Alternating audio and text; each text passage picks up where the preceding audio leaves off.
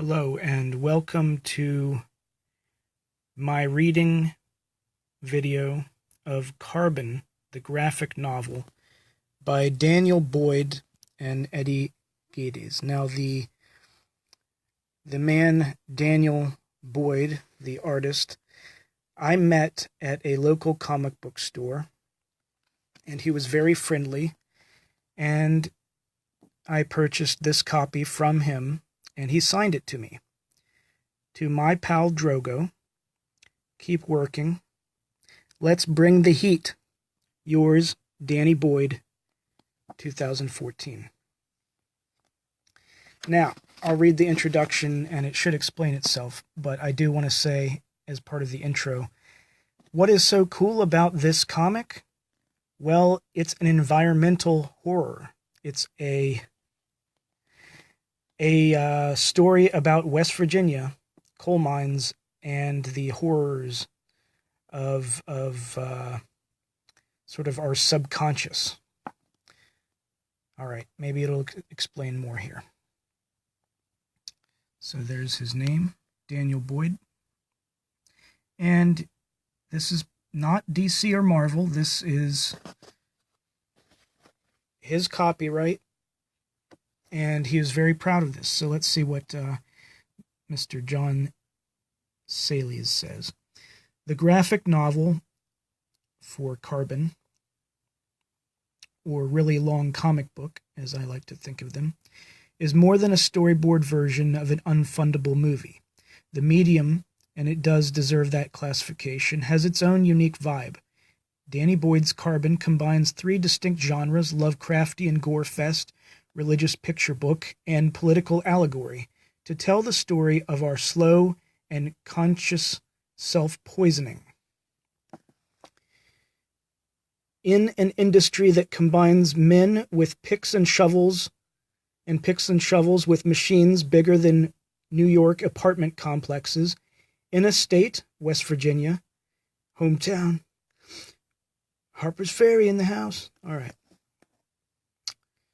Carrying on a love-hate relationship with its own contentious history, Boyd sets his eco-horror, Old Testament tale, replete with heroes, villains, and the winged spawn of hell. I've never seen a comic with better, more dramatic illustrations, blah, blah, blah. So he's, praising it. And, let's see. All the iconic elements of Mountain States culture are here: tight-knit families, rapacious exploiters, gonzo theology, sports fever, and the sad fact that being employed may mean helping to despoil one of the most beautiful spots on the planet. Carbon is an ambiguous addition to the long tradition, religious and secular, of that cautionary tale. Be careful what you dig up. Now, Danny says, dedicated to those who toil in the darkness, coal miners. So, to me, I told him, I said, this is awesome, because my father and I worked on historic preservation issues regarding Matewan and the coal mine wars, which, for those that don't know, took place in West Virginia and other states like Pennsylvania, where before the Red Scare and before World War II, labor unions had to actually fight with guns and use physical violence against the mobsters hired by the thugs, the corporate thugs. And there was the largest armed insurrection in the United States after John Brown's raid, which was, in my hometown, was Bill Blizzard's Battle of Blair Mountain. And, the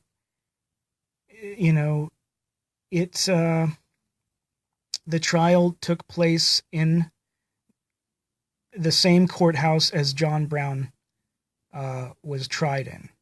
So both of the largest armed insurrections in the history of the United States were tried in my local courtroom. This is book 1.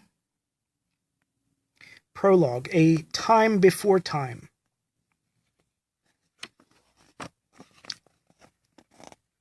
The chicken or the egg? Humankind never pondered the question deep enough. And it began. So this is sort of like, Genesis, which I tried to use in the SCOD film, SCOD Fallout 2020. Begin at the beginning, which, for fans of mythology, or the Bible, means Genesis. So, we like to think of the angels, the Nephilim, and all that. And here's some winged demons with prehistoric humans. So, they're making deals with the devil, I guess, which is sort of like nature. The negative aspects against that we struggle with as humans. This is a long book, so I'm going to skip ahead a lot. But for some prehistoric architecture, that's pretty cool. I think he did a good job showing the Catalhuyuk rooftop prehistoric dwellings. Catalhuyuk style, as I like to say. The human filth that was flowering underground, affecting their exiled enemies. So actually, it sort of talks about, from the perspective of the demons, how humans are really annoying and fucking with them. Oops, I was trying not to use a bad word. Sorry, adults and kids that don't like bad words. Regardless, I did not make the rules. The believers did. I must enforce. So look at all these crazy paranoid human beings, facing the evils of the supernatural world. And now it's into the modern time. So let's see. Okay, going through some eons here.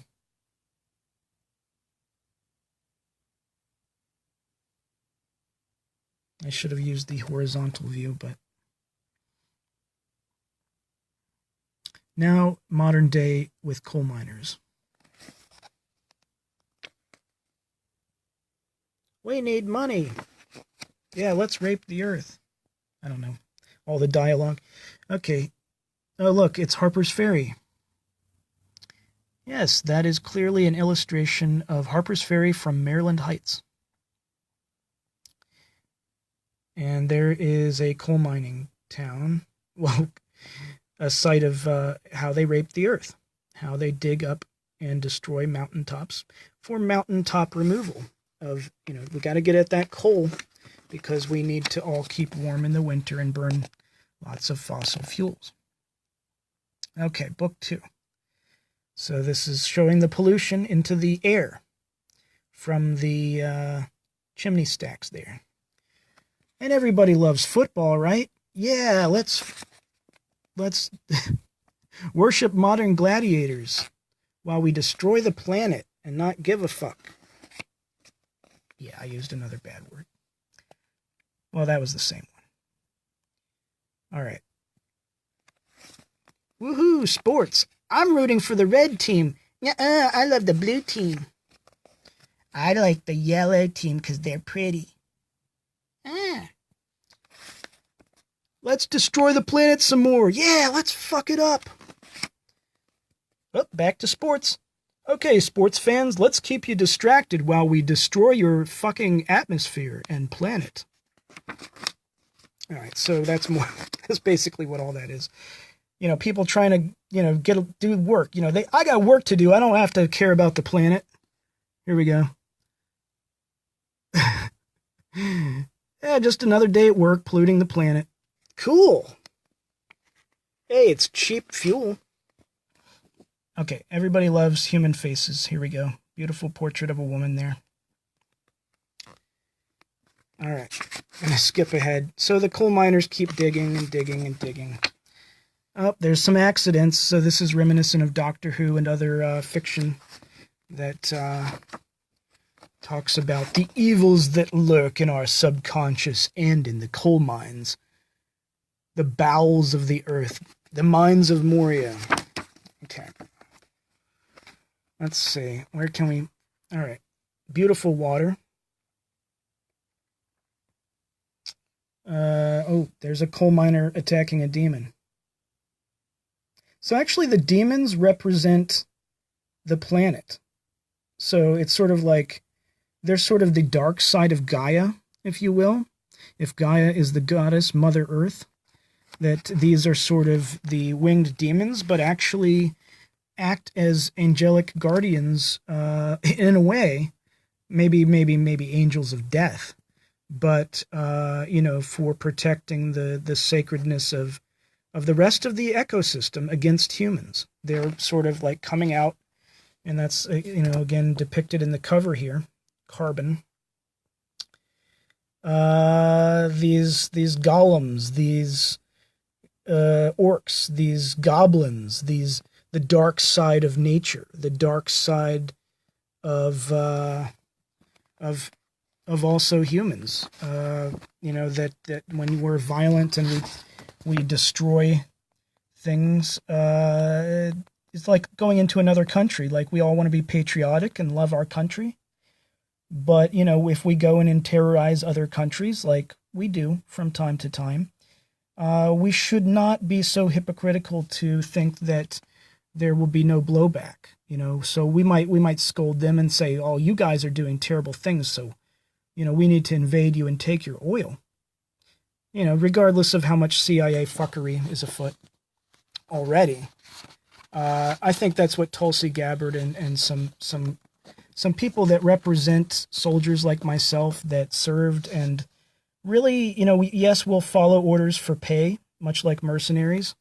And we have a loyalty to our country and family, of course. And a sense of patriotism, of course. All that is part of me. But at the same time, I don't really like being told by bosses to go in and do things that are hypocritical and that are actually helping to destroy the planet and perpetuate constant war. And I don't think other people, I think some other people have thought about this too. I'm not the only one. Okay, I'm not so egotistical to think I'm the only one that, the only veteran that sort of like, feels a little suicidal sometimes because of having to serve the military-industrial complex. In fact, the suicide rate within the military has been at all-time highs during the War on Terror, and I don't think that's just a coincidence. It's so hot. Showing some flesh there. Showing some torso muscles. But anyway, let's see. So, climate change, okay, global warming, and it will get hotter than mankind has ever known, or may even survive, or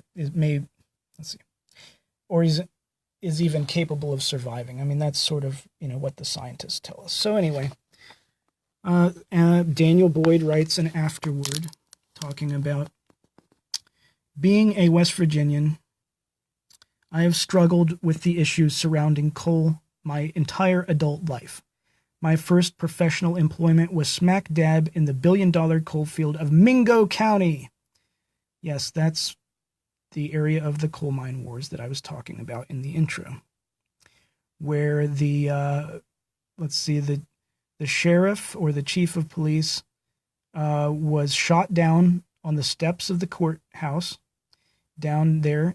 And he was Sid Hatfield, and he was gunned down by the detective agency, but basically hired thugs of the company. And that's documented, and that's actual history that we don't talk about. In one of the most isolated regions of the country, boy oh boy, did I get a crash course on the world of coal. Pieces of that rich part of my life have made it into nearly all my creative works. So thank you to Daniel Boyd, and I invite other people to purchase this or look into it. And I wish more people would I'm going to write one. I'm going to publish, I'm going to draw and write with whoever will help me, more graphic novel, comic books, artwork, illustrations of books with, text for eco warriors, for environmental heroes, because it's got to have some catchline like, despite the fact that we're called terrorists, despite the fact that, in popular culture, we are, people think that eco warriors are eco terrorists. Basically, that's the name that we're given. That you can't be an eco hero, or there's not a lot of heroes that are environmentalists. It's usually the villains, and they're just, it's wrongfully depicted because most deaths by terrorists are religious or political, and not most environmental. Pretty much all the cases I know about, there's never been a real environmentalist that killed other humans because of environmental causes. Usually they've destroyed property to wage war against corporations, but it's been fairly meek and, hasn't really done, on the scale, if as far as a war goes, yeah, the environmentalists are the minority. They are the oppressed, minority that are killed. We are assassinated by corporations in South America, and that's been documented for years. So, yeah, let's Standing Rock. I'll just end it with Standing Rock. Okay, so I just, I'm ready. I'm ready to publish more books like Carbon, and I think Daniel Boyd did a great job. So, West Virginia in the house.